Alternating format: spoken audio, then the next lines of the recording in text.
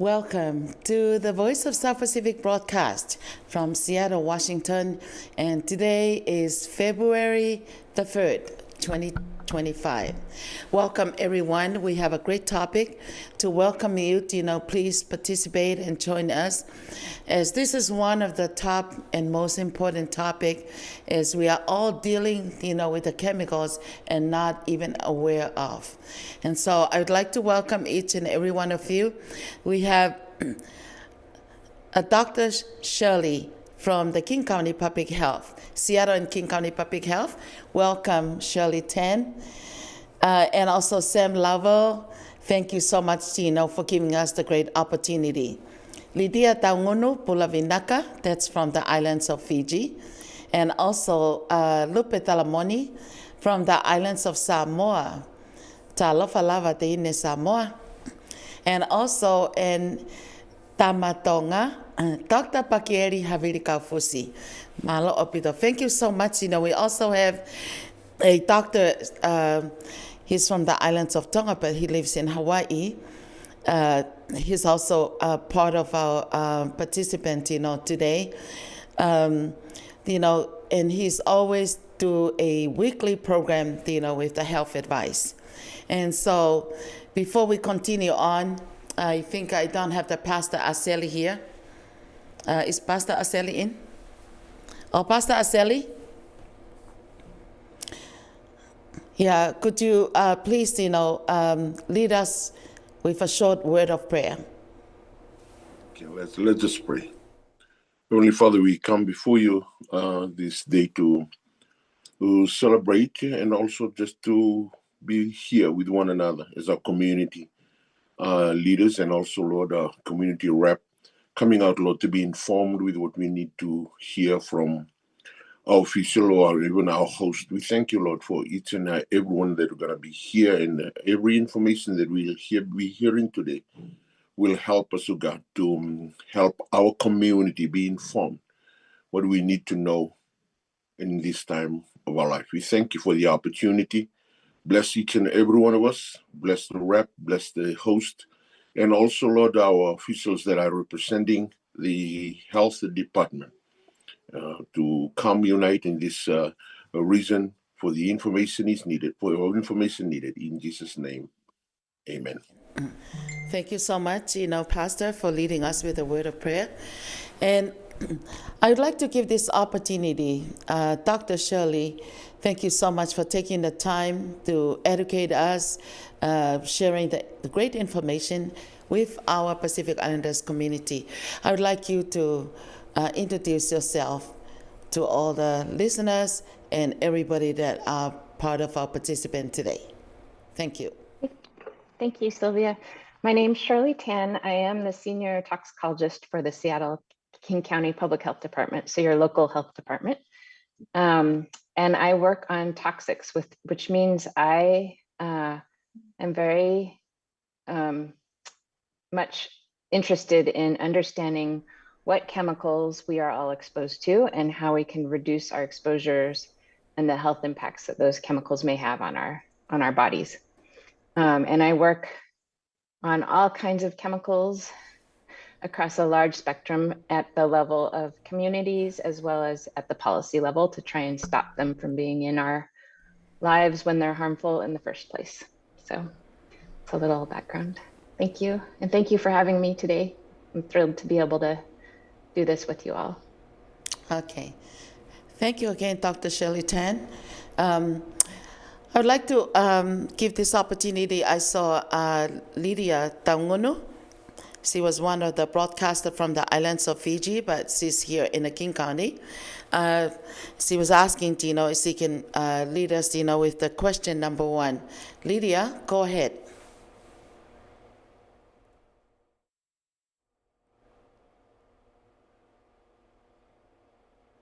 Lydia, unmute. Can you hear me now? Yeah. Okay. Hi, ma'am. Just a question. What is PFAS and why it is called the forever chemicals? It's a great question. So PFAS stands for per and polyfluoroalkyl substances. It's a long name, but that just is the acronym PFAS for that scientific name of the chemical class. So this is a class of chemicals that makes up over 12,000 different chemicals, but they all have one thing in common, and that is that they have a similar chemical structure. They all have a fluorine and a carbon. And because of this fluorine carbon bond, they don't break down. They're one of the most strongest bonds in chemistry. And these chemicals are made synthetically, so they're man-made. You don't usually see them in nature. And because of that fluorine carbon bond, and because they last forever, they don't break down because it's so strong, they're called forever chemicals. That's the name that people have given them. So that's the name that they've adopted because they're really hard to get rid of once they're out in the world. And how can people be exposed to it? So PFAS are everywhere because they're very useful chemicals. They convey water resistance and grease resistance and stain protection, wrinkle protection to items. So they're in a lot of products that we use, and they're used also not just in the products, but in processes to make the products. So they're in our world, in the food, in the water, in the air. We almost all of us most likely have them in our bodies already. So they're challenging to avoid.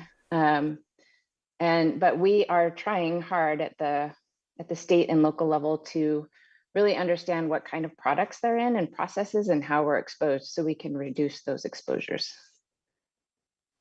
Thank you, ma'am. Okay, thank you, Leader Delgono. At this time, I'm going to ask Lupe Talamoni. Go ahead and ask your question. Thank you, Ms. Sylvia. Hi, Ms. Dr. Shirley. My question is that what are the potential health effects of a PFAS exposures, please?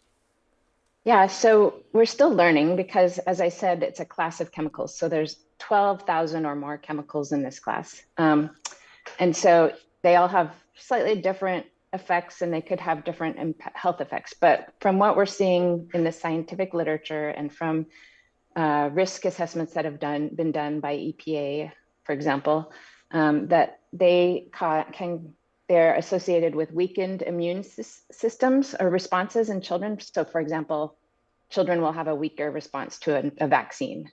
We're seeing that they can cause lower birth weights in kids, infertility, high cholesterol, and then certain cancers like prostate and kidney and testicular cancer are associated with some of them. Thank you. That leads to my second question.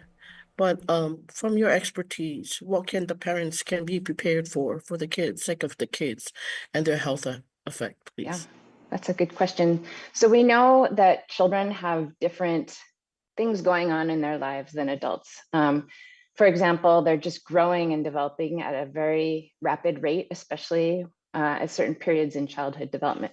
So we know that not just PFAS, but other chemicals can, if kids are exposed at those developmental stages, those chemicals can impact their development.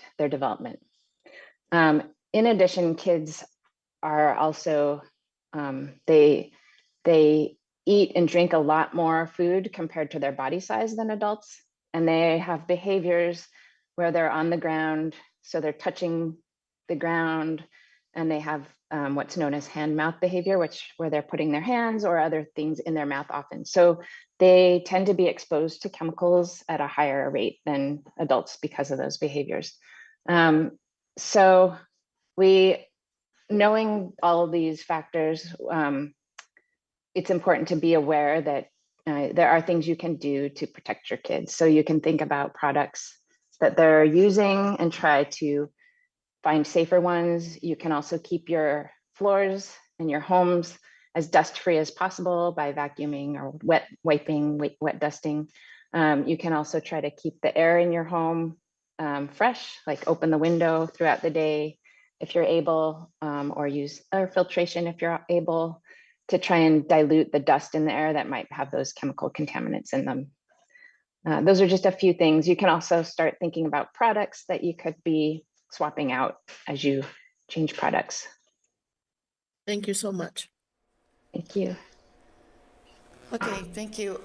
Forgot to ask, please go into your personal page and share it, to all your friends and community members, so that way that everybody could get the information, at the same time. And also, like when you talk, I forgot to ask, please introduce yourself, to know what,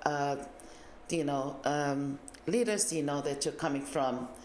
Okay, I would like to give the opportunity to Dr. Pakieli Havili Kaufusi. Like I said, he's a Tongan doctor and he does a lot, to our people, local and international. Thank you, Fatima, for this opportunity to meet these great people, especially Dr. Sherry Tan, the special guest from the state of the Seattle, the King County, for being here with us today to share important information, especially the BFAS.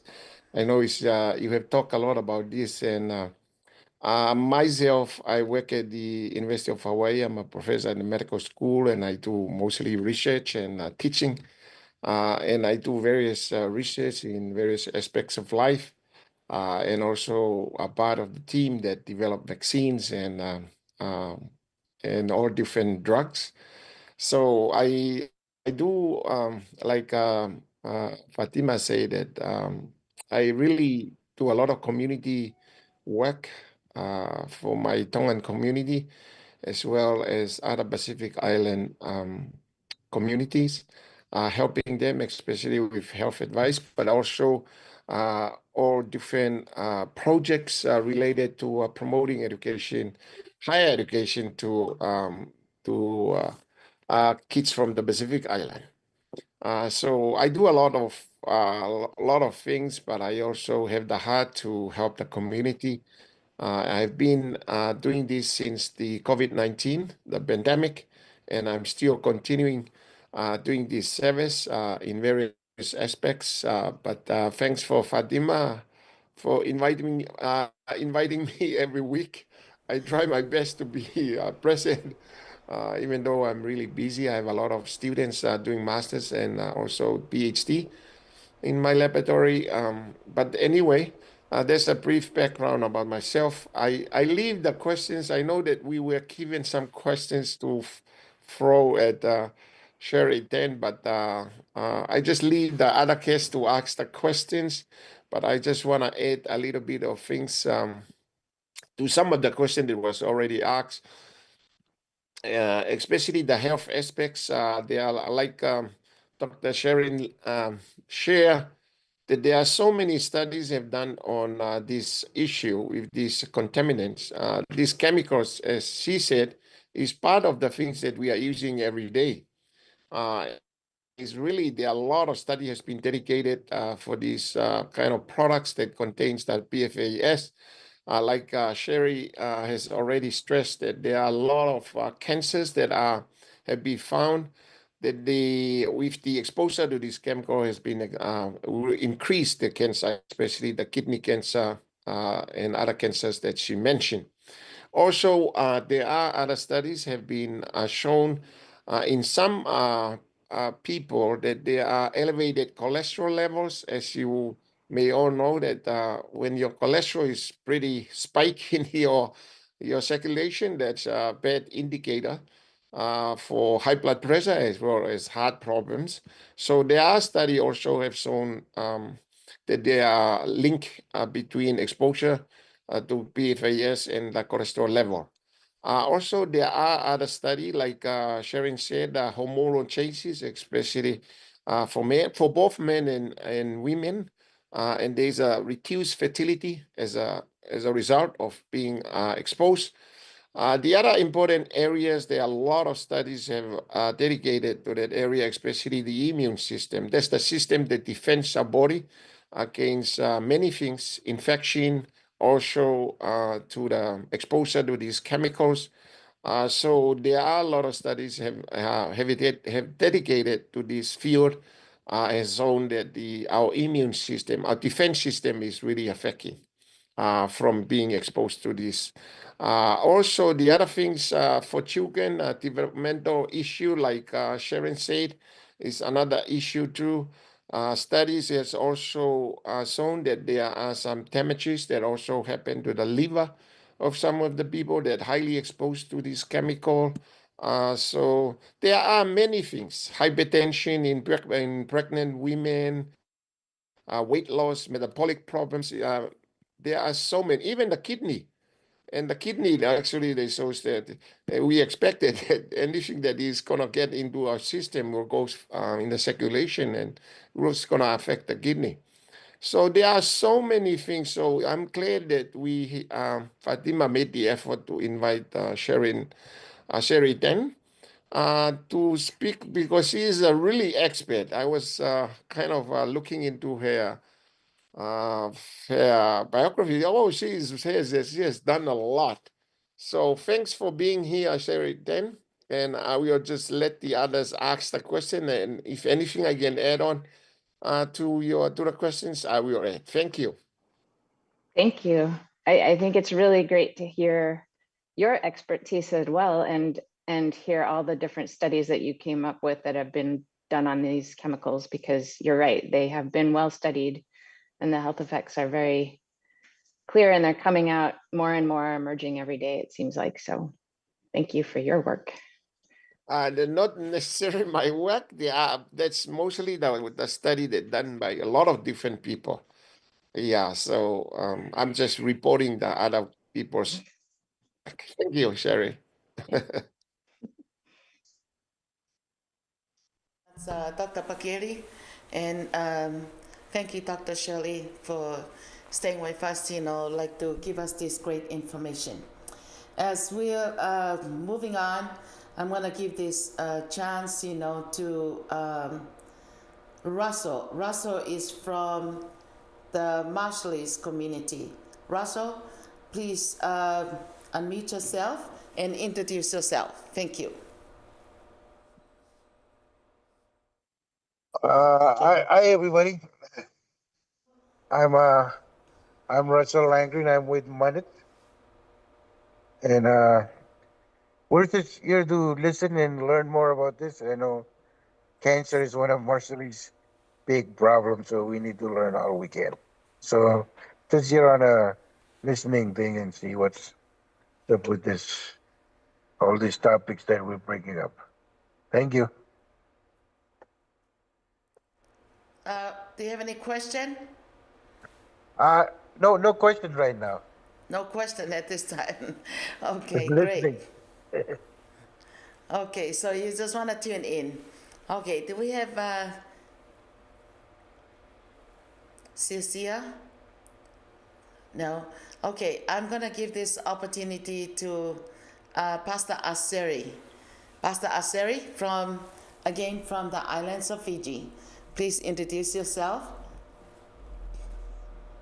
Hello, I'm Sari, and I'm here in Everett, thanking Sylvia and the Voice of the Pacific for always hosting us and having to inform us with what we need to know, especially for our community. Kind of like a new and like for me, this subject that we are talking about. I would love to, the same as my fellow Marshall Islander. I want to know more about this because I think it's kind of like I'm new to this, so I would love to hear more, and at least I know there are a series of questions in here. If there's an opportunity for just to highlight about the PFAS, so Absolutely. Yes, I'm happy to. So these chemicals, like I said, are commonly used to convey water resistance or stain resistance or oil resistance to items. So for example, if you've heard of Teflon or Gore-Tex, they are in those products. So like the Gore-Tex jackets that are water resistant, in the past were very much likely to have PFAS as the thing that made them water resistant. And food packaging, for example, or nonstick pans that were coated with a nonstick material, that is usually PFAS that makes them nonstick.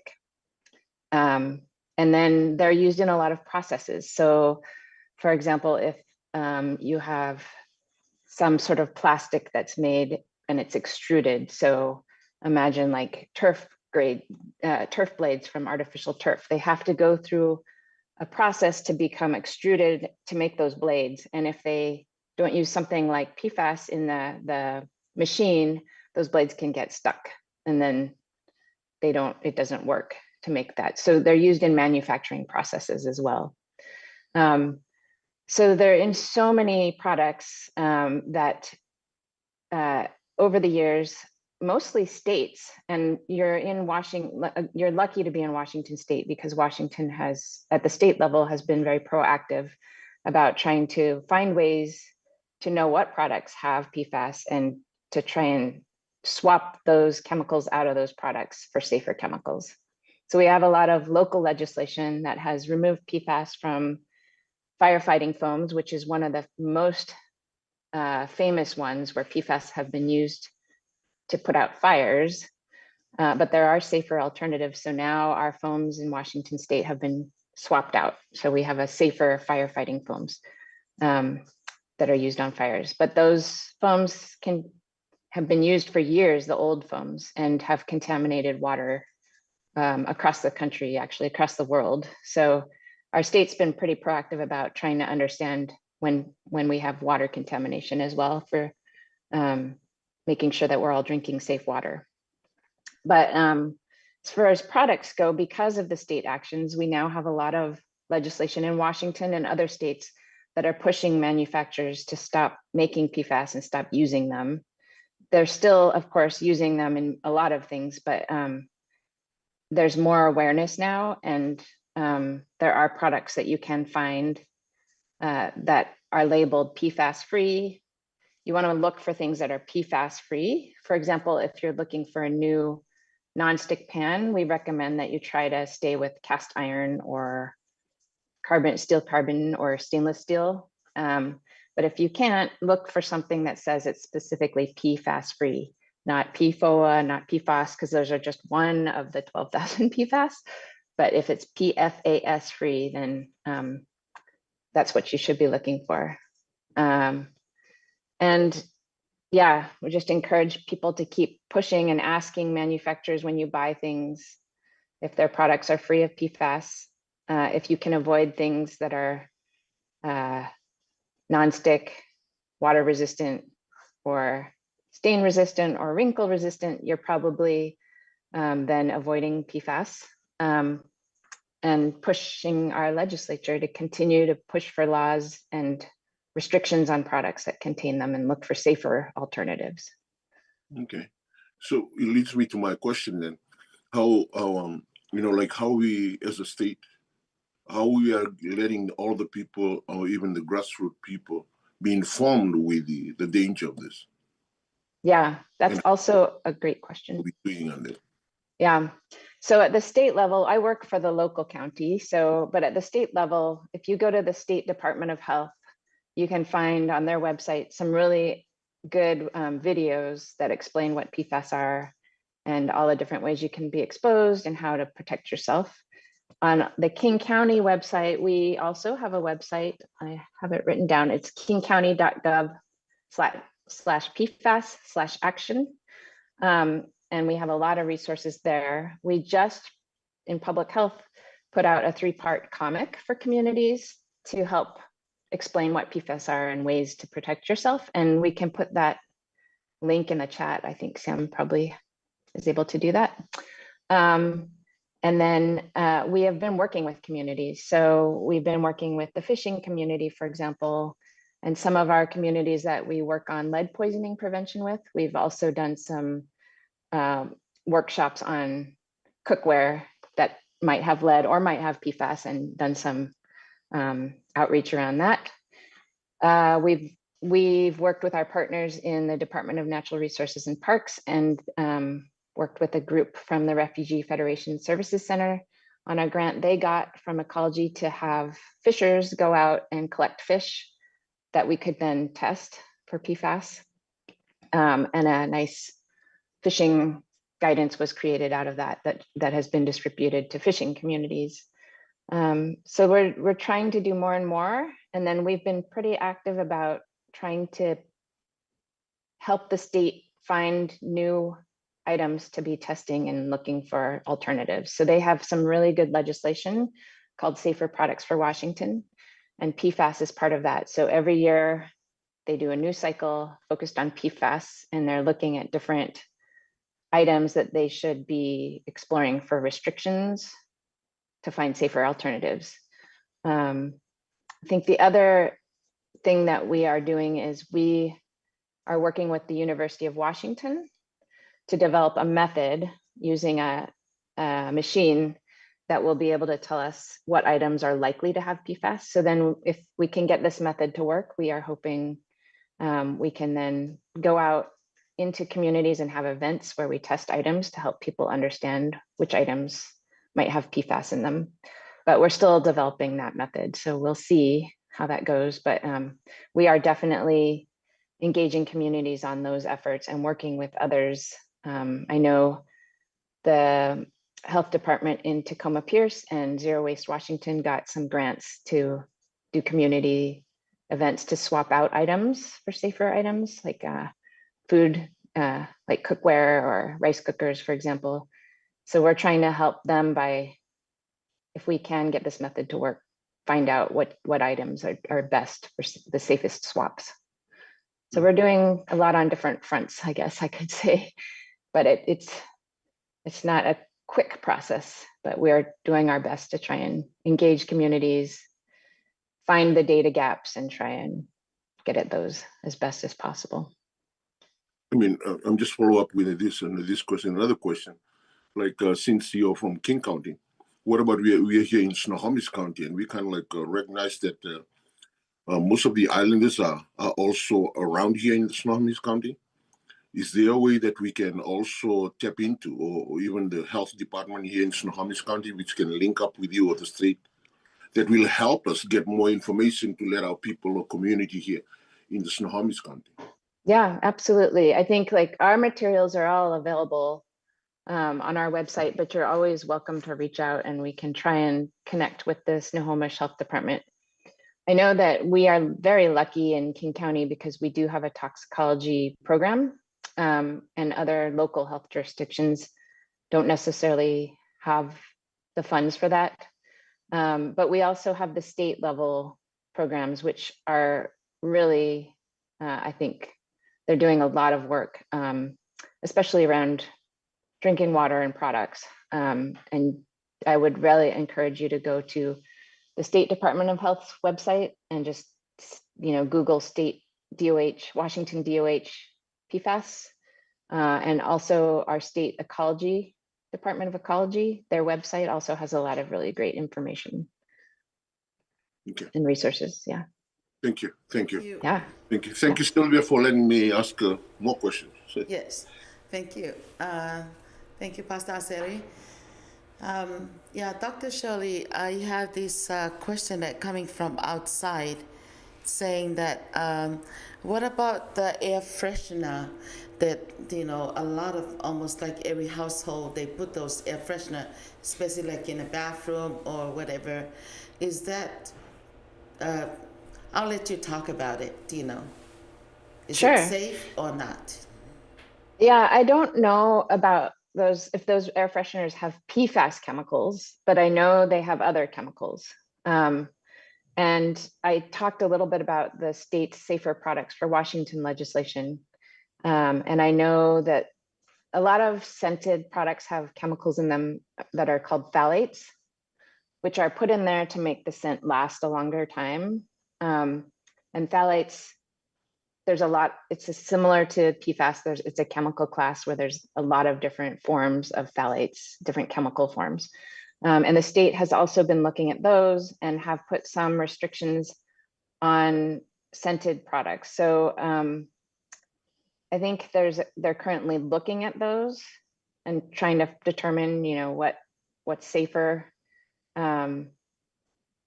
But I also know that a lot of the scented products, besides the chemicals in them, the scents can be irritating to certain people. So if you have allergies or sensitivities to scents, they can also be irritating on top of the chemicals and can lead to sensitization where you get more sensitive through time. And that's especially concerning in classrooms where there's kids that have asthma or allergies. Thank you so much, Tina, for clarifying that. Okay, the next question, I'll give it to Catalina. Go ahead, I saw you have a question.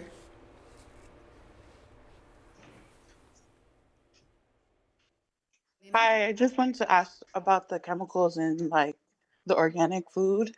Is there still like a lot of chemicals in organic food, or because also organic food is expensive, so I would want to try to get the, more cheapest rate for us to like afford food and living at the same time. But if we have to go to organic food, I was just wondering, is it worth to spend the extra dollars for the organic food, or even like with lotions, should I get off of lotions and use oil? Also with like my kids, I put on lotion every day, so just kind of a little scared. But I just want to know like what chemicals are in organic foods or lotion and stuff. Yeah, I think that's a really good question. I don't know about PFAS. I think PFAS, they're still doing a lot of research to understand what, if you're watering like a home garden or crop fields with contaminated water or fertilizers, what goes into those plants. So that's still being researched. But in terms of organic food itself, those are safer in terms of pesticides for sure. They're not using as many pesticides on those. And there have been studies that I've seen that have looked at people that eat an organic diet versus a non-organic diet. And when they've looked in their blood for pesticides, they have much lower levels of pesticides. So from that perspective, from those chemicals of pesticides, I think they have been shown to have much lower levels, significantly lower levels. And then you asked about lotions. So I think lotions, also there's just so many chemicals out there, and there's a lot of really good information that is out there also on safer beauty products. One thing I would note is our state last year passed legislation restricting, I think it was, I forget the number, but including PFAS, phthalates, a lot of lead, a lot of other chemicals from cosmetics and personal care products. So I think that law goes into effect 2026 or 2027. We had a nice blog post on it. Oh, Sam put it in the chat. Thank you, Sam.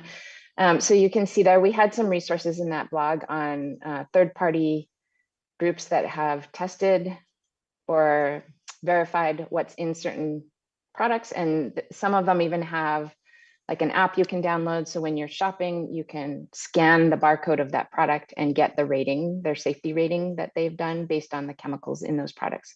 So I often use that myself. And I think it's a great way to kind of just, rather than focus on one chemical in a product, they look at a lot of different ones that they know are hazardous. But in Washington state soon, we will also just have this requirement to have safer cosmetics very soon, based on great new legislation that was passed last year.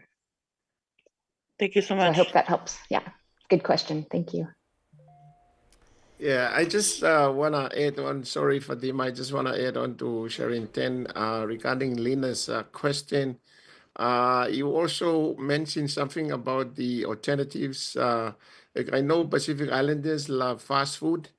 I would recommend that please do not try and limit as much as you can using the Yes. fast food and especially the one that are packaging in a in a food wrap that says crease resistant paper.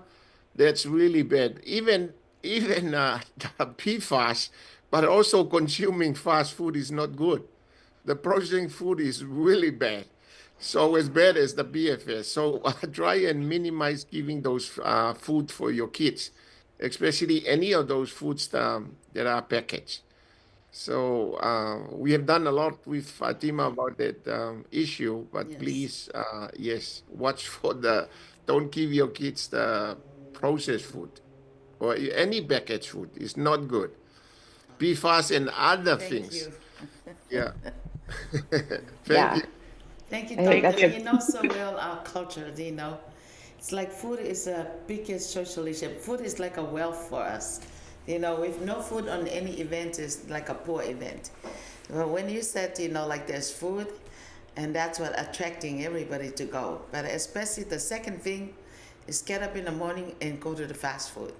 And then even all the kids, you know, and I'm not trying to criticize or anything, but it's just something that we learn from each other. You know, I see a lot of the kids, you know, that already have highest obese, you know, like from a younger age, just because that's all they consume on a daily basis, you know. And then also soda, hamburger, French fries, and all those kind of stuff, and not knowing that kills their heart in a younger age, and that damaging, you know, that lifespan, you know. But thank you, Dino. We're all just sharing, Dino, and thank you. That is a great topic.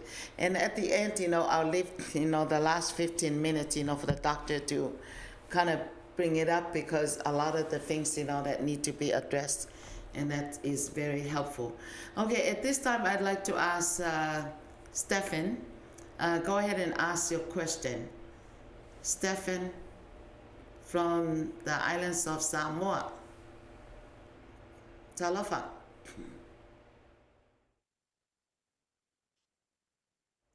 Okay, while we're waiting for Stefan, I'll give the opportunity to our radio engineer, Una Hefa. Hi, Dr. Shirley. I have a question about foil. Can we, is PFAS in foil as well? Like, per se, we have leftover food, right? And we're trying to reheat it and we're going to use the oven, but we have a foil pan while we're reheating those food. Does foil play a factor with PFAS? yeah, a lot of like Dr. Pakilis just mentioned, food packaging, food wrapping, food containers can often contain PFAS or other chemicals. There is legislation in Washington state that has been passed mainly around plant-based food packaging. So paper wraps, like those clamshell containers that are more plant-based. Those now are restricted to have PFAS in them in Washington state. And a lot of the food packaging companies are phasing them out. They have been detected in aluminum foil and pizza boxes and pizza wrappers, like the paper liner sometimes that's put on pizza boxes. Right. But I know that food packaging companies are also aware because other states have banned PFAS in food packaging as well, so they're starting to phase them out. And I would also note that there are companies that specifically state that they don't use PFAS in their like aluminum foil or their parchment paper, for example. And I was going to mention there are some websites that you can go to try and, it's really hard to sort out, but there's like one called pfascentral.org. One that I often go to is called Mamavation, and they've tested different products. So sometimes you can, like the question about plastic bags came up, like Ziploc type bags. So you can see what that organization has tested and what they're suggesting if you're trying to find something that's safe. And like for cleaning products, if you look at the EPA Safer Choice, they've restricted PFAS from anything that gets that label. So that's convenient when you're shopping for cleaning products. It's just hard, and it shouldn't be that we have to do a research project to buy a product, unfortunately. So that's what we have right now, unfortunately, but we are pushing to put that onus on manufacturers rather than on all of us to make these difficult research decisions. So I'm sorry I don't have a specific direct answer for you on that. No, that's But I totally think fine. if you go to pfascentral.org or Mamavation, you can find, like, I buy aluminum foil that I'm pretty confident is free of PFAS. Perfect. Thank you so much, doctor. Yeah. Okay, thank you. The next one, Stefan, you'll be the next one online, but I'd ask, for some of you that are watching, you can always write your comments or question in case we don't get to you on the chat box. And please, and then we can relate it. I have a couple questions, but I will wait till those folks that are here. Stefan, go ahead and ask your question. And then next will be Lydia Tamunu. Yeah, I'm sure some parents and some caregivers must be watching from their workplace right now. If there's a takeaway from this conversation that you can give to them, what would it be? Yeah, that's a very good question. I think it would be, there are ways to protect children, even though we don't know all the products that PFAS are in. We can certainly try to keep their environments clean of dust. And because we know that they're crawling around on the ground and putting their hands in their mouth, we can try and look for products that we would believe would be free of PFAS and other chemicals. So trying to avoid plastics that are directly put in their mouths. And then just encouraging parents to try to work with groups like us, like our agencies, to push for the items they're concerned about. Because we do have a really great legislation here in Washington called Safer Products for Washington that we can explore products and try and find what safer alternatives exist. So I think if there's certain products that you're really concerned about that you would like to know if there are PFAS in, we'd love to hear that, especially as we develop our own methods. We'd be happy to hear products of concern.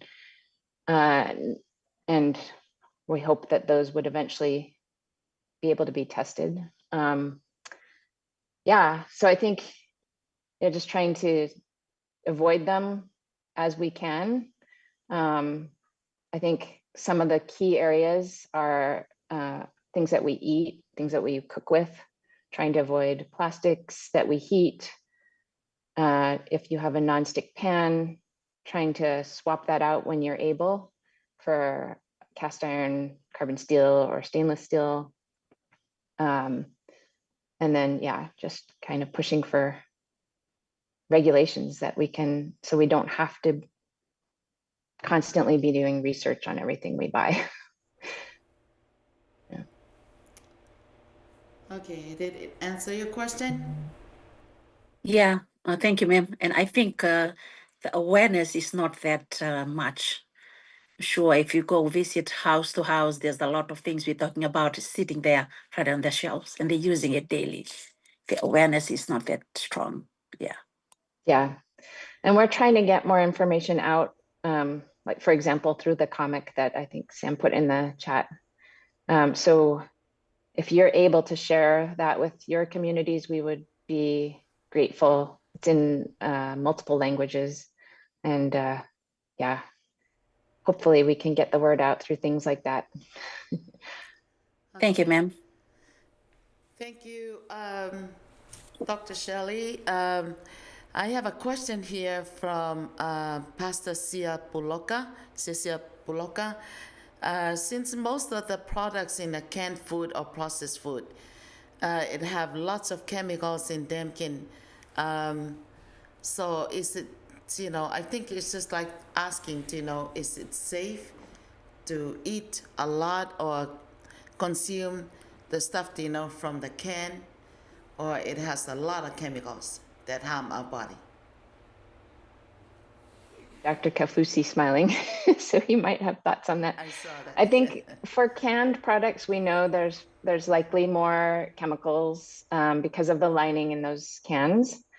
It's complicated because some people are buying all their vegetables as canned foods. So we want to encourage people to eat vegetables and healthy foods. And if you can only access or afford canned foods, then it's still better to be eating vegetables. But if you're able to even buy frozen foods, frozen vegetables, those are likely not as processed and exposed to those linings in the cans. And of course, fresh vegetables, if you're able to access those or grow your own, that's even better. I don't know if Dr. Kafusi, if you have. Thank you, Sherry, for bringing this up again, because I keep telling my people that they have to get out of those processed food that are packaging and even the ones in the cans. They love corned beef. So thank you for answering exactly the same thing. I wanted the people not to consume those kind of food. Okay, I have a long comment here from Nia Kunawave, but after this I'm gonna get back to you. Well, maybe I'll do it right now. She said, I'm a cancer survivor, and my doctor asked me to beware of certain foods and product during my treatment, and I agree to what we are talking about. I'm always aware about the labels, food, coloring, etc. Thank you. Yeah, and from Latu Huakau, she said, thank you for such a useful program. That's one of our hosts in our Voice of South Pacific. And then I wanted to get back to you, this is like from Amelia Swang. She said, what about perfume? When you spray the perfume, is it chemicals? Or what is a safe way to get the perfume if you want to smell good? Is it dangerous, or you spray those things and is it too much of chemicals? That's a good question. I think a lot of perfumes are made up of synthetic chemicals, and like I said, often the way that those perfumes are able to last the smell is able to last for so long is through these chemicals called phthalates that I mentioned before, which we know have some hazardous impacts on human health. So I think chemical or scents are a difficult one. If you can, well, our state is doing some work on them right now. So I'm hoping that we can find some safer alternatives that we require in scented products. But for now, I think, like I said, also like scented products can be irritating to a lot of people just because of the scent as well. And it's hard if you want to smell good. I think there are also things like essential oils, which some people use, but those also can have some irritating effects on people that are allergic or have asthma. So scents are just a difficult one, I think. And they are everywhere right now. They're in our laundry detergents, they're in our air fresheners, and then there's perfumes, and a lot of our lotions and soaps are highly scented. So I think that is an area of concern that we need to be looking into more, but I know our state is starting to look at those as well. And phthalates are also a part of the Safer Products for Washington legislation we have, and they're also being looked at, so. Okay, thank you so much. Right now we're on 2:53 and 53 minutes, after 2, and we only got few more minutes left. Unless if you can go with the coconut time, that's how we are. 1 in America equal to 2 in the islands. I know your time is scheduled, and I'm gonna ask, only for 20 seconds to play a little melodious song, and I have a couple questions coming from the audience. Tosa Mai.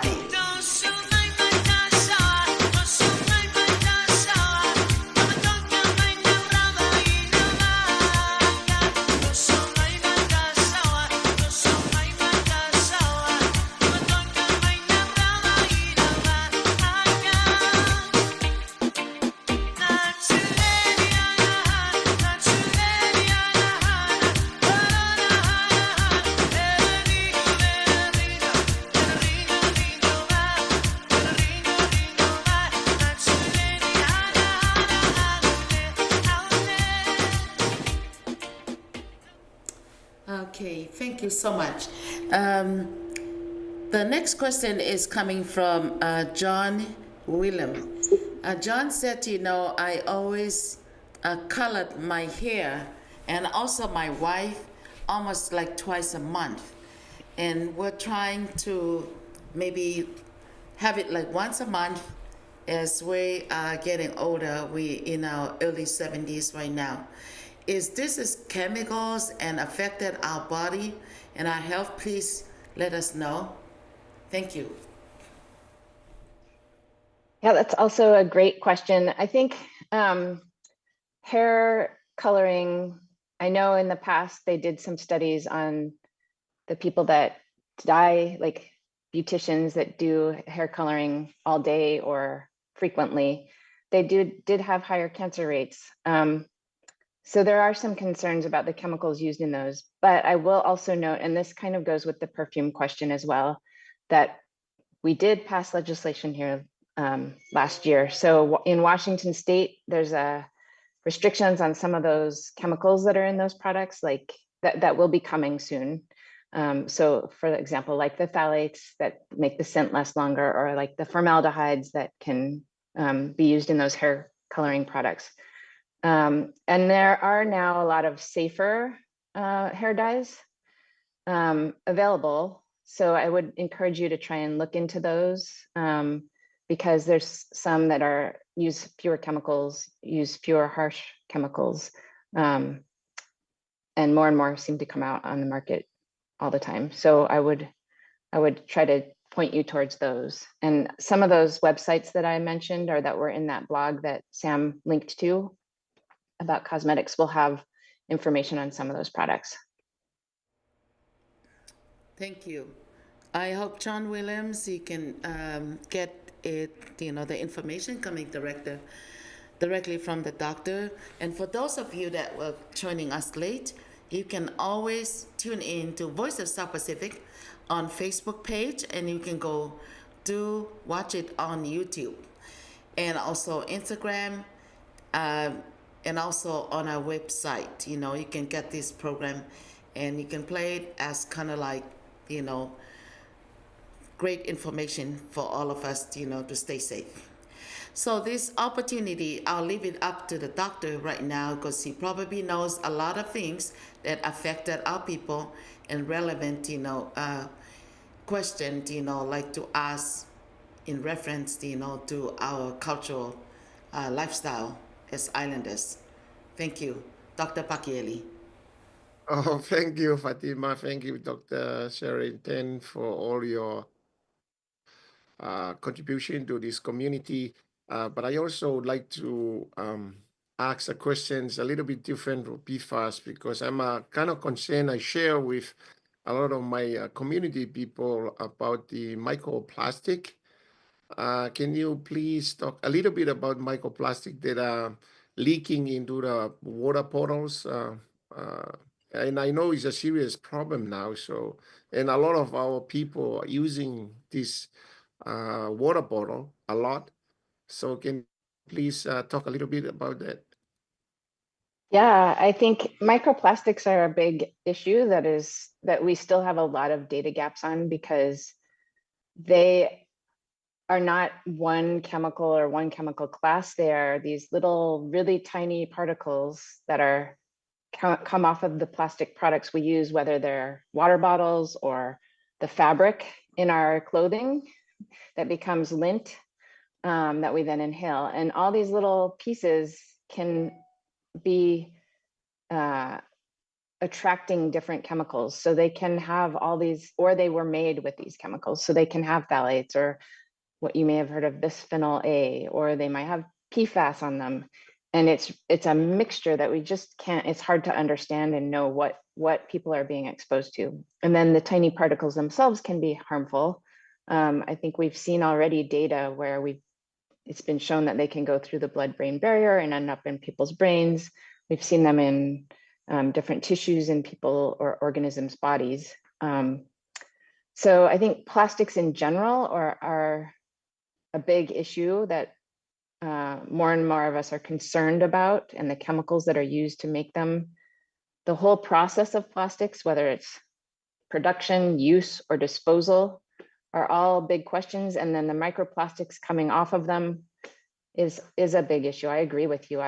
And I think we're still struggling with how do we deal with them, and how do we understand how they impact us all when there's such a mix of things, and we're exposed, probably all of us, all the time. Like if you clean out your dryer lint from your dryer, I'm sure that's full of all kinds of microplastics, and it's very hard not to breathe those in when you're cleaning that out, for example.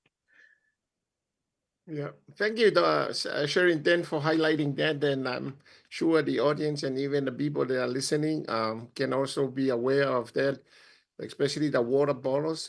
They are, especially when they're exposed to heat or sunlight, it's the time when the more microplastic will be leaking into the water that you are drinking every day.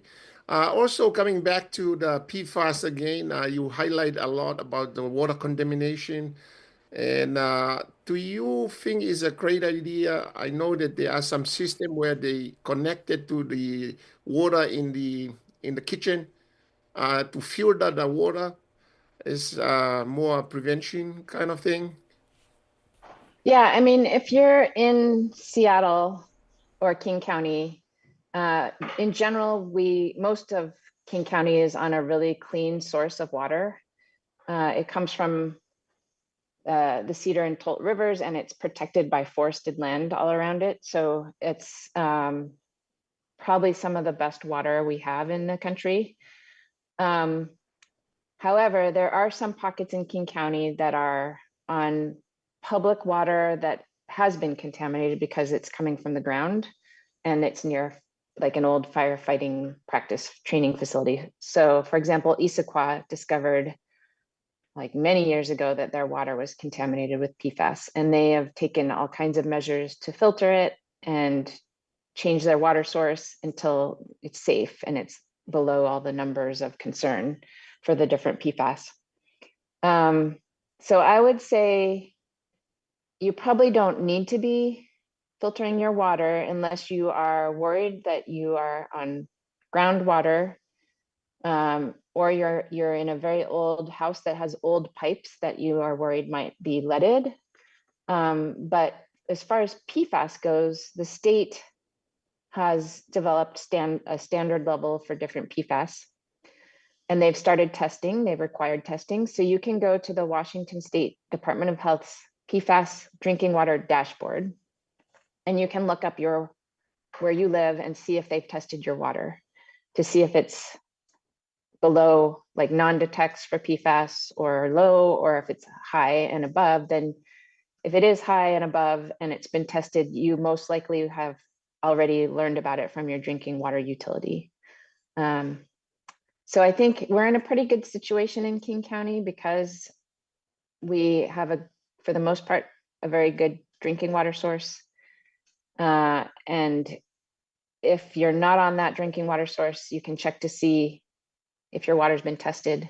If not, it has to be tested sometimes this year. If you're on a private well, if you have your own private drinking water well, then and nobody's testing it but you'd be responsible for testing it yourself.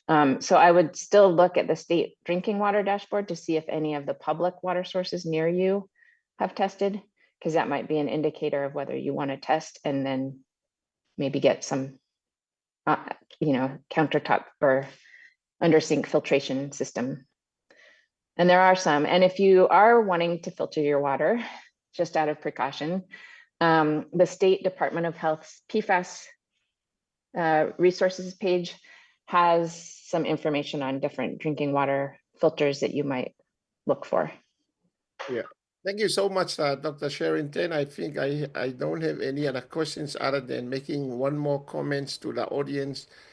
Please be aware PFAS is just one small thing of all different chemicals that are contaminating the things that we are using every day, we are consuming every day. This is a very important topic, and I hope that we continue to discuss other chemical compounds that are really present in other products that we are exposing or using every day. Thank you so much. Thank you. I agree know completely. that our time is 5 minutes after 3, but I just have this person here. She said she just joined.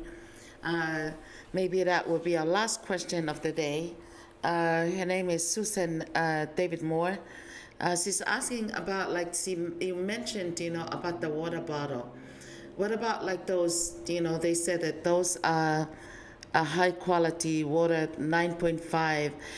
Those water, is there any safety at all, or it's better to avoid them and just drink the fresh water? Because they said they have the water they hook up through their sink, and which one is better? Because they kind of noticed, the difference when they drink a lot of the water from the bottle. I think I'm not fully clear on what the question is. I think she's asking about the safety of drinking the water bottle. She was just joining us, when you were talking about it, Yeah. I mean, I think if you're in King County and you look at the drinking water dashboard and your water is not testing high for PFAS, it doesn't have PFAS. I think our drinking water source in King County is very good. And I don't know that drinking bottled water is any better, because then you might be exposed to more plastics. Right. And I don't know, with bottled water, we don't know where the source is always. Right. But we do know that King County has a very good drinking water source for the most part. Thank you so much. Yeah. Okay. Yeah, just to help with that, Fatima, the drinking bottle, the ones that very, like easily squeeze, are the ones that actually exposed to heat. When they're exposed to heat or sunlight, that's when a lot of microplastic actually releasing. There are water bottles that are thicker, and it's always good not to expose it to any heat or sunlight or anything. Right. That's a safety precaution that people should take. Thank you. Thank you. Thank you for the feedback, and thank you for the input. Thank you for the sharing. Yeah, I heard about like maybe 15 years ago when they said that if you have like water bottles, like left in your car and there's heat, if it's a hot sunshine, that can cause cancer. That's kind of develop up, cancer. Anyway, it's 7 minutes after 3, and I know that there's still like people, raising their hands here. I'd like to, Russell, do you have anything, or you just want to tune in? You probably get the most information because you just stay quiet from the marshalish. I'm just listening, and this is very interesting. And I just don't know a lot about it, so I'm just learning and listening to all the questions. Thank you. Thank you. Okay, Dr. Shirley Tan. Also, thank you, Sam Lovell, for connecting us, with Voice of South Pacific, a Pacific Islanders broadcast, to share this great information and for us to learn about chemicals, the PFAS information. Thank you so much, and I'm sorry, for those of you that you didn't have an opportunity to participate, to join, because I know that our time is limited. It's about 8 minutes after 3. And we only have a 1-hour program. Thank you to the Seattle and King County Public Health for always doing that, and probably we'll have another chance, in the future maybe next month, to continue, because it is a big, big, huge topic about talking about chemicals, PFAS. Because the doctor was talking about how we are dealing with the chemicals in every way you turn, left, right, front, and back, But it's nice, prevention is better than cure. And it's also good, to have the knowledge and wisdom about what to prevent and what not to take, and what is good for us, to avoid. Thank you. Anything that you want to add on, Dr. Pakieli, to the doctor? I'm good. I just thank Sherry Ten for her opportunity to be with us, and looking forward to meet again in some programs in the near future. Thank you, and thank you all for the other community members. Love you all. Yeah, we have quite a lot today. We have about like 10 folks, representing like different islands in the South Seas. And we're so glad, including, the Marshallese and the Micronesia. Thank you so much, again, Dr. Shirley Tan, and also thank you, Sam Lavelle. We're looking forward, for an upcoming, program again in the near future. Thank you. Have a Thank great day. you. Malo. Malo in our language mean thank you. Okay, Lupe, say something in your Malo. Samoan language. It's not chemicals. Well, I just wanted to say thank you. For time mo tangata lo whalonga mai, ia manuia lava fofuanga ma tato vai matasi o tato ainga. I was just saying in our words for this program, I wanted to thank you, the staff, and also for the public health for sharing the words so that we could take care of our families and be aware of what's going on around. Thank you much again. Thank you, Fatima. Thank you. Thank you, Lupe. Thanks so much for having us. We're happy to do it anytime. Thank you. Now we'll have another little song here as like saying goodbye, Thank you again. We're being grateful and appreciate, the great information sharing about our health. Not just talking about, not political, not about this. Those are all great information, to share about the level of our health and what to improve and what to be aware of. This is a great educational for us information. Thank you again.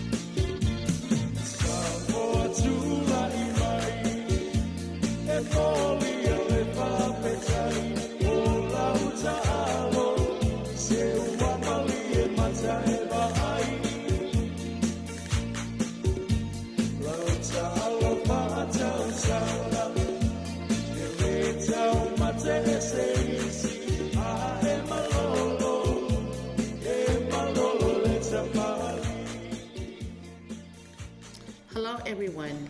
I would like to share this great opportunity about everybody are worried and panic, and also like knowing what they need to do in this critical time here in America, in the country. Ko inga ko e lahi ai wesia o whakakaukau ai ni ihi tau te whito ke ngai matakari ko toa pē ka wai whok mo tau kāinga tonga. Pea ko ia nei o mai e ni ko e tahapene ngai whanonong whapalang ka koe ni ko osliriu ke rea whatonga nei o mai whok me ofisi ko ia o e konsela tonga.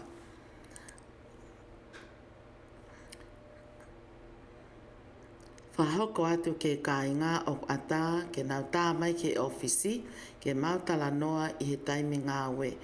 Ko whika telefoni, if you could put it out, 650 650 685 1001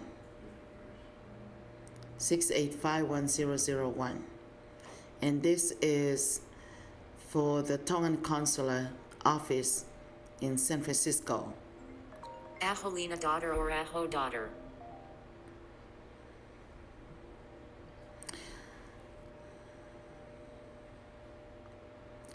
Ko ngai poini e ni ke whakaha ke kakai. O tā ke ti a u rate ai ni ihine nau tū uta ta e whakalao mai ke whonuani. Monu ia pe ai kakai tonga hina nau ha o whakalao pe. Ko whika wā, ko whaka ai ho tau kakai ke oua te nau mau lao. Ko whakatātā e ni ke halapure anga. Hange ko ia ko e kau whaka uri kona. Pea mo whewhua ai ngai wheituu o kulahia e mau lao. Hange ko e kakai o kunau sa ia ke nau ke tau lao. Ko ngai mea ko ia o hoko ai mo e fuhu. Pea ko ngai mau ko ia o kukore atu ke tā ofi au pito he ko ngai mea ia o wawe ke whenga I ke whakamaa ai whonuani ko ngā ko ngai paloparema ko ia o ku whai e tokolahi na nau wholau mai ko ia pe mei toa pure anga. Ko whika tolu ke ilo e he kakai e nau totonu aia ku I he red card. Whika whaa ko whai kehe ai polisi o nau tokanga I kina ke ua e mau e lao. Pea koe IC, ko nau tol o nau tokanga I kina immigration ni. Ange koe ni, koe kau polisi ko ia te whātātā I se ato Wasingato ni. Koe kau polisi pea a tau tolu ke nau hanga maloi, pea mo iloi a ki nau tolu o nau mau e lao. Ka o koe kai ki aia nau kaunga ke tawhaaki ko ia ki he puke ko ia e kakai o nau nofata e whakalao. Ko ki nau tolu ko ia koe IC, koe ICE, koe uhinga, koe Immigration, Customs, Enforcement. Ko nau tolu ia o nau tokanga I kina ai ta whaaki ko ia ke Immigration ni. Koe whika ni ma, koe ni I o ta e pepa ke ua te moto e alu noa ia holo ki a ngai wheitu. Pea mo nofo o talangofua ki he lao, pea oua te mo mau lao koe taimia e mauai ki mo tolu e kau polisi, aia koe kau polisi a koe mehe IC, Immigration ni, pea ilo ai o kui kai ke iaha mo pepa ke mo nofo whanua e whanuani, pea aku iku le vaia ke hono tipot ki mo tolu pe whakafoki ke ngai whanua o mo hau me iai. Whika ono, whapapau I o ki ai ha mo IT he taimi ko toa pe, mo alu holo mo IT pe ko mo passporti, ko whepe ha wheitu mo alu ki ai. Pea koen te atu pea mo e tawhaaki ko ia ke whakapapalangi, ka ta e tena ki whaifasko ni, pea tau toki hoko ato I pe.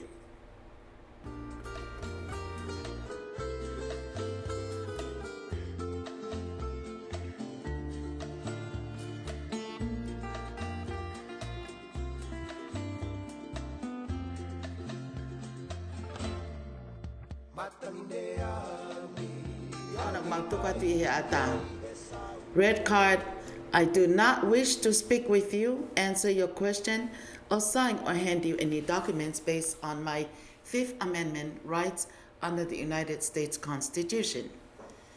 Aia koe ngahi tari e nia, ka pau o kunau tuu mai e matapā, koe ngahi totonu e ni o ko atika ki mo tolu, pak ai ia I he red card. Koe whika wā, I did not give you permission to enter my home based on my Fourth Amendment rights under the United States Constitution unless you have a warrant to enter, signed by a judge or magistrate with my name on it, that you slide under the door. Number 3, I do not give you permission to search any of my belongings based on my Fourth Amendment right. Number 5, I choose to exercise my constitutional right, and then these cards are available to citizens and non-citizens alike. Ai ko ukatien u lava ia ke mau to ta ko to pe o lava leva ke o atu ai lawa tu e koe ai ngahi mea koe nu tu ate kāti o tarange. I do not wish to speak with you or answer any of your question. Pea ka paurewa ku nau whenke nau huma ki loto. I do not give you permission to enter my house based on my Fourth Amendment rights under the United States Constitution, unless you have a warrant to enter. Tuku ke he ka pau kia hau, tohi whangofua, me whamau anga, koi ngā, pia kusaingi ai whamau, ke ngā, ke nā hu mai ki o whare, pak paurewu nā wanga o slide mai a ki lai pepa koe ni, ki lalo i he matapā ki seo ki ai. Pau ke lapa peo lawate utotonu koe ni, koe utotonu e ni whakatau tā. Koe māla koe ia pē, koe na kou tuku atu pē moe mea whapapalangi, te mau toku print ia, o tu whakia tu ke ki mōtolo e kāinga whanonga ko toa pē. I e kolo e malata, ka ko whē pēa whētu ke mea mai meai, i Amerikani, koe ni rewa mau tuku atu. Pe hange koe ia koe lau, koe ia e loia, koe ia Richard Hammond, koe taha ia e kau top lawyer, kuna wipe koe super lawyer, ia nationally in United States, aia koe nau ase atu, koe information e na kumo lava peo ta i hanga tonu ki ai. Tai pe moe whiwhine lawyer tonga, aia ko tupo a hau, o lava pe ke mo whetu taki ki ai, o kuma upe ne information i he Facebooka, pea mō tā pe ki ai, ki mō tala noa, pea ka pau mō toi whetā noa pe koe toko taha koe ni, mai le rei ape te pea mō Trump, pe koe taha ine kau loe i loa topi Amerikani, i ta whākoe immigration ni. Pea ku loto ke ne toko ni i, au tau ka i ngā iha wheitu upe, ko ia mahu i ngā pito ke mō whetu taki, ki he kauloia ki nā hanga o atai whare i totonu ki a te mō tolu i he taimi koe ni o mō manawasi i ai pia mō mau ai rifia koe ngā pē koe mea koe ni o lolotonga hoko e taimini. Ka e taimi ta tau pena e pehe pe whoki e loia koe ni, e Richard Herman, o whiririu aki pe whoki ai whotutu koe ia ai lao e taimi ko tope. Koe na mau tuku atu pe ia ke mō whitu taki ko telefoni 216 area code 696 6170. Koe also koe fax number ena, pa koe one of the phone number, koe na ma ostuku atu pe office number, pea moe whika telefoni, koe na ne ostuku mai pe ke mo tahanga tonang pe ki ai, o whetu taki angi ki ai ki he office, koe ngā ke whātala no mo ki mo tolu o whekau aki, pa moe ngahi lao totonu, pea koe hāpeha mea e lava ke ne toko ne tai, kia ki mō tolu i he taimi whangata a koe ni. Tau te whito, kia ki mō tolu ko ia o koe kai kia ha mō pepa, ka whie mao ke mō whakalala au pito, me ngahi mau lao mō tau he lao e whonuani, koe mea pe ia o kone toi hanga o haki ai, ai ngahi whakatokanga lahi koe ni, pea hoko ai moe nau puke aki nau tolu, koe whoi mea ai ua koe illegal and also criminal.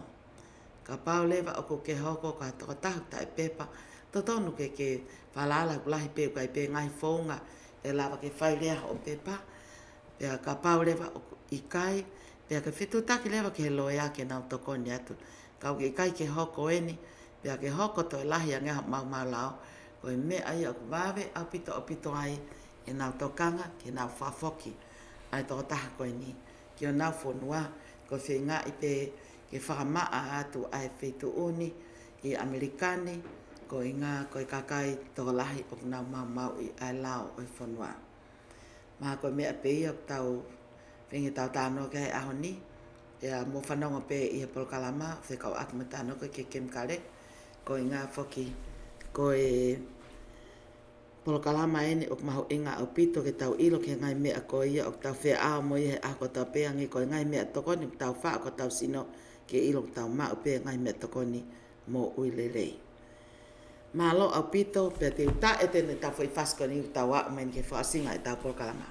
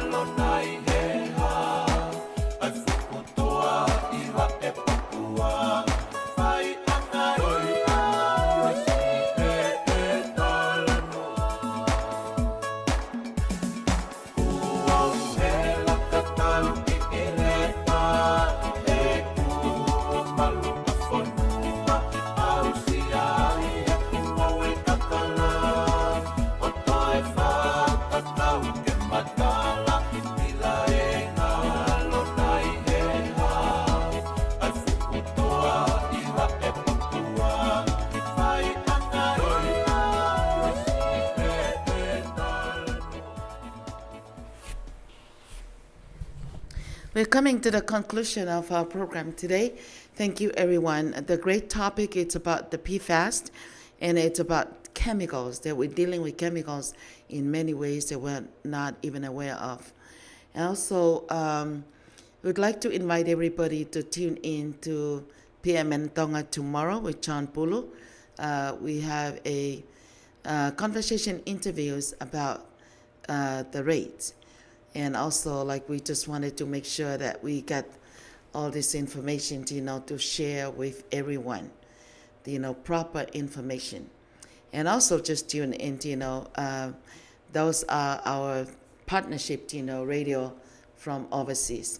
Also, I'd like to invite everybody for a te peki motolu ki he polokalama ko ia I he aho to prelulu ko e tala noa I pe ia pa mo to ta pa kele havili ka fusi pa te mau to update ai pe ngai tu unga ko ia o ku ia I ko ia iPhone wa I he taimini ma pa o kia ngai lau feriri u aki ka te mau to o atu pe ia mo fa mala alatu ngai me ko ia nei vahe at ko ia e he super lawyer National Immigration ia ko Richard Hammond. Pea koina ko information a Richard Hammond koina mau tu kwa tupe. Koina ko ririfu atonga ina pe me office koina konsela na e vahe mai pe e sela tukia kone mai ke whakahau tupe mu apa koina mau whiwhia pe koina tu kwa tupe ai information ko ia. Pea ki mua ke tau wha osi ko wha malo ten ke whaiwhekau sia puloka ko mai ene tohi mai whakaloto lahi. Māloi lava lelei o polokalama mahu inga ki o tau kāinga tonga. Tau lotu mo amanak lelei pe ki tauhi mo e ofa o tuama tau tolu katoa. Mahu inga ki tau tui ki whamo uia o tua mafi. Whakaha I mai ia sisu klaisi ko tau eki huhui. O whātu pia mo e wha a whakawhetai. Mālo au pito e whaiwhikau sia ki holewa puloka. Ai ngai whaloto lahi ko tau pe ko hoko koe tokoni. Whamaloa ten la tuhua kau I he talitali leo tau kāinga whanonga ko tau pe he tau polokalama. Sai pe te tau polokalama mo koe I he toa prelulu. Pea mo I toke tā paki eri haviri ka fuse pe. Ki he mo uilelei. We also have the health program with the health advice by Dr. Pakieri Havilika Fusi on this coming. Whamalot ka ki mo tolu ko ta pe hange ko ngahi sponsorship from Department of Health, Washington State Department of Health. Also the Seattle King County and Public Health. Thank you APCC Asian Pacific Cultural Center for supporting our program, Voice of South Pacific, which is a Pacific Islanders broadcast. Thank you also the Pikowa Pacific Islanders Community Association of Washington. Thank you to all of you, who supported us, from the Pikowa. Thank you also from the PI Health Board and also from the Northwest Oceania. Also, thank you to the Manamo'i Center for having this great space for us to spread our word and also the bridge of communication to all our Pacific Islanders. Also, thank you everyone. Also the Tongan Community Resource, President Tuivai, and also our board member for also supporting all our community resources, health and wellness to everyone in our King County. Thank you. Malo au pito ko tawa mai ke whao singa polokalama, wha malo ka ki moto ko ta pe mo kau mai, wha malo atu pia mo e whawhetai pe, tau to e kau whatahai pe e tau polokalama mo i lelei, pak te ai wha mo ngai polokalama te tau hoka tuki ai, ka maa ngai polokalama ko ia ki he ngahi apsiasi, ma ngai polokalama whakalotu, ko wawen pe taim ki tau kau whataha mo ki nau tolu. Malo au pito mo mea mai, ka nā toa whatongia na kai ke hoa mo tau mo whakaukau. We try to do our best. Thank you everyone from Voice of South Pacific. Malo mo mea mai, ka mo mea. Goodbye everyone.